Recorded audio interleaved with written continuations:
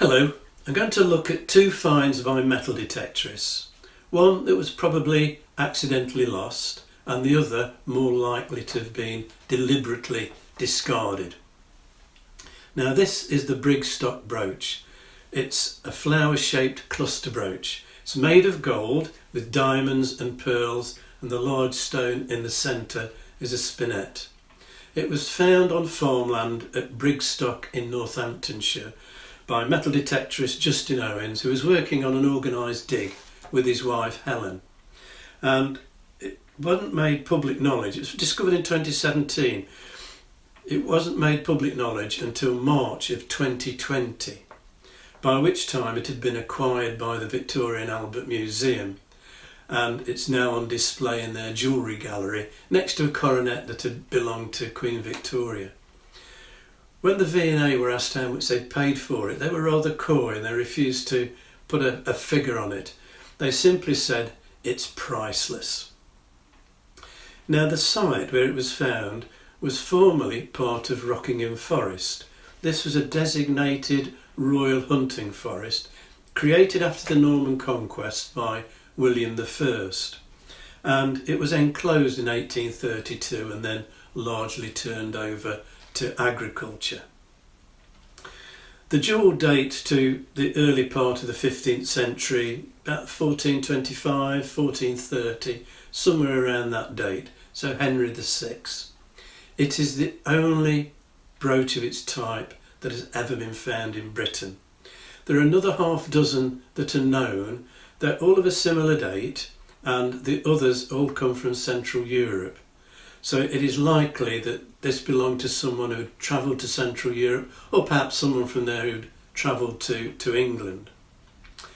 The thinking is, given the area that it was found in and the date that it was found, that this was probably lost by someone out hunting, in the heat of the chase and the excitement of capturing the prey, ripped from clothing, and the pin on the back was badly twisted, which bears that scenario out. And it may well be that whoever owned this jewel was not aware that it was missing until the hunt was over. Who would have owned a jewel like this has to be someone of high status, so an aristocratic noble. It would have been a very ostentatious display of wealth. It was found quite close to the surface. It's only about 4 inches below the surface, and the find of a lifetime for a metal detectorist, of course. And Justin Owens, who found it, had been detecting for about 4 years. And I've got a little quote that I'd like to share with you. This is what he said about it.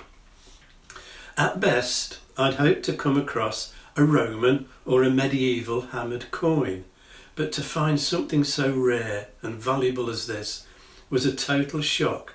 It was absolutely caked in mud. I didn't have high hopes, thinking it might be an old bottle top or something. But what a discovery. Now I've seen it cleaned up, I can't believe how exquisite it really is." Now, cleaning and conservation was a very delicate process on something as valuable as this. And what the conservator used was ostrich and pheasant feathers. It can shape the quill, and the keratin is firm but flexible and does the job that's required. And the technique is to wrap a little bit of cotton wool around the tip of the quill and then use saliva. So literally spit and polish. 1 or 2 diamonds had gone missing, and this brooch had been in the ground for the best part of 600 years.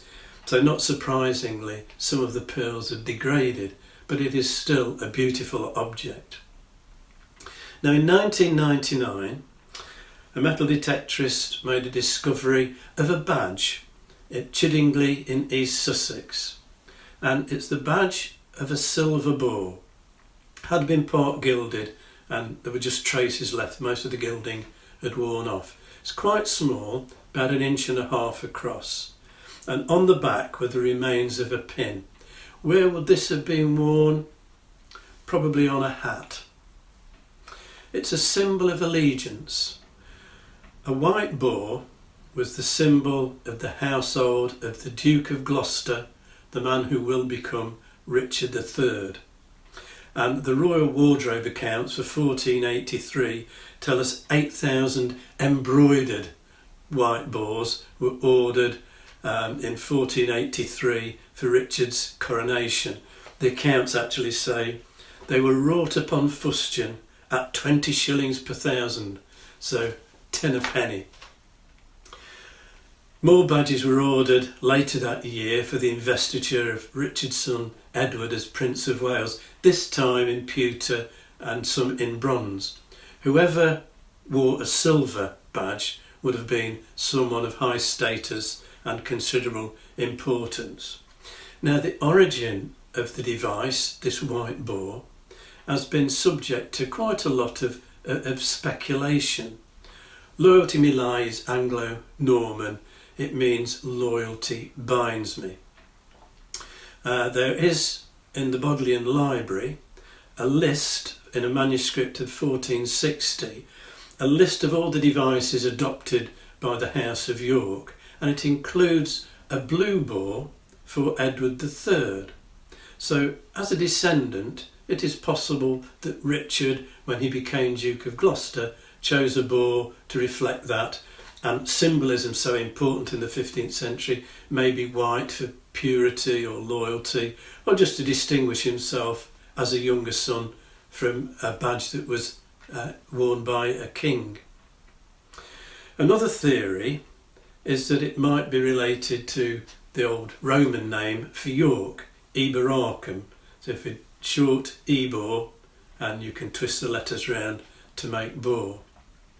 Another theory that's emerged comes from an illuminated manuscript.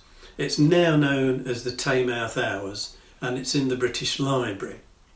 But within it there is an illustration.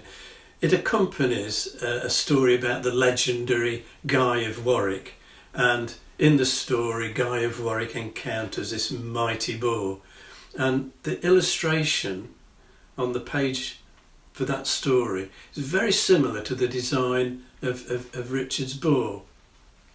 And there's evidence that this manuscript was in possession of the Neville family of Raby Castle in County Durham in the 15th century. And Richard's mother was Cecily Neville of Raby Castle, so Richard may have encountered this as a child. Now, opposition to Richard III centred on support for Henry Tudor, who would become Henry VII, and one of Henry VII's supporters, a man called William Collingbourne, used the boar in a little lampooning poem that around the time of Richard's coronation he then nailed up on the door of St Paul's Cathedral. And his little poem goes like this: "The cat, the rat and Lovell our dog rule all England under a hog." And it's a reference to close advisors and allies of Richard. The cat was William Catesby.